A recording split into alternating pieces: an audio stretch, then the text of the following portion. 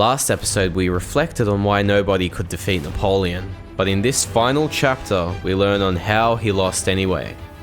This is the story of Elba, of Waterloo, of the last gamble by a man who once ruled the world and who dared to return alone from exile to reclaim it. It's defiance, it's glory, it's heartbreak. Welcome to Phoenix Histories, where every ending is earned.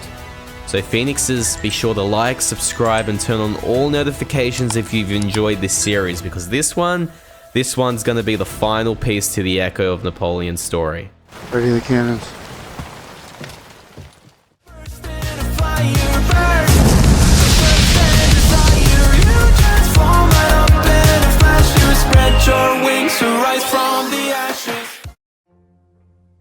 In his study on the island of Elba, Napoleon Bonaparte closed the book. The book was about the life of Charles V, the emperor who voluntarily abdicated and vanished into quiet exile. Napoleon, for some reason, left it on the table, turned to the page of surrender. Then without a word, he disappeared into the night. Maybe that page angered him. Maybe he left it as a clue to his whereabouts. Regardless, the next morning, the watchers realized he's gone. Well, France was calling him back. 9 months earlier, the world had buried him. The Allies carved up his empire. A Bourbon king now sat in Paris.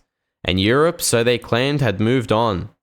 When you return to Elba, said Britain's Edward Cook, you may tell Napoleon Bonaparte that he is quite forgotten in Europe. But Napoleon hadn't forgotten himself. Letters reached him from spies and friends. The soldiers cry, "Vive le roi!" and then whisper de Rome. They still love you, sire, perhaps more than ever. Still, he hesitated. All of Europe stood ready to crush him again. If he returned, it would have to be as an outlaw, an exile, a man with no army, no country, no claim to anything legitimately, only belief. 5,000 men? 125,000 men? On the night of February 26, 1815, he boarded La Inconstante, a 16-gun corvette disguised to look like a Royal Navy ship. Just 607 grenadiers and 2 cannons. No backup, no allies, no map, only momentum. Paris or death, they cried from the deck. They slipped past 2 French frigates. Had they been spotted, the dream would have ended at sea.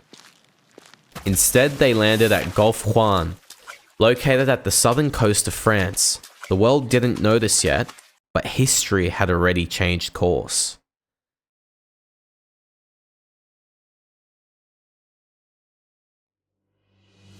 March 7th, 1815.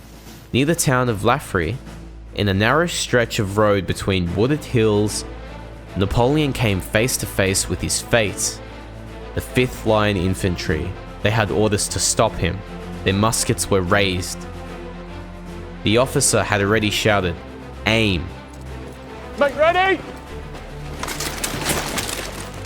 Napoleon signaled his men to stop. He then walked forward alone.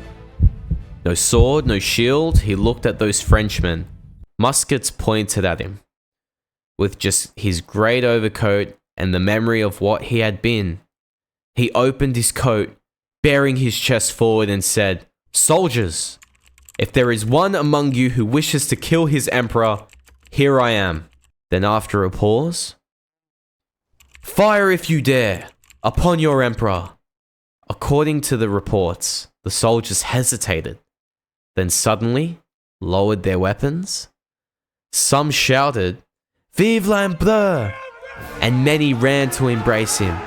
The line broke, the muskets dropped, the men surged forward, not to fight but to embrace him. The bearskin helmets of the old guard had done the work. France remembered him.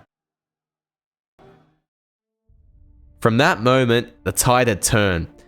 At Grenoble, the townspeople tore down their gates and gave them to Napoleon as a gift. The army was reforming itself around his name. He was absorbing every French person he came into contact with.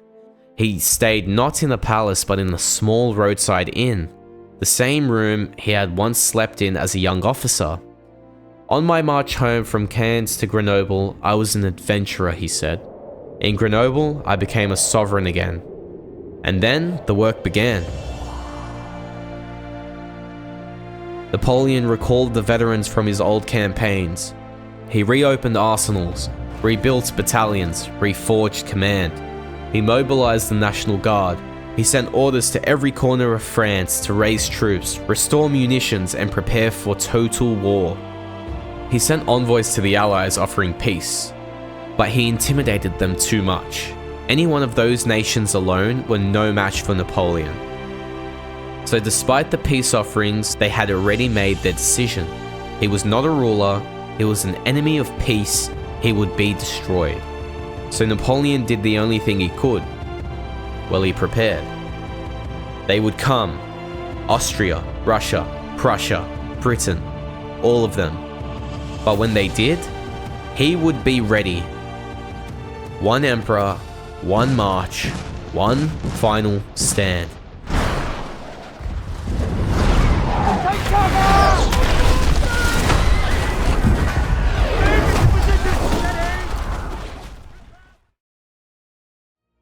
He had nothing, no army, no allies, no crown, and still France welcomed him back.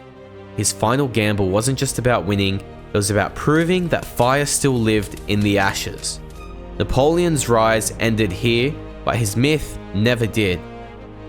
He rose and he reclaimed what was once his again when he had no claim and no legal right to it.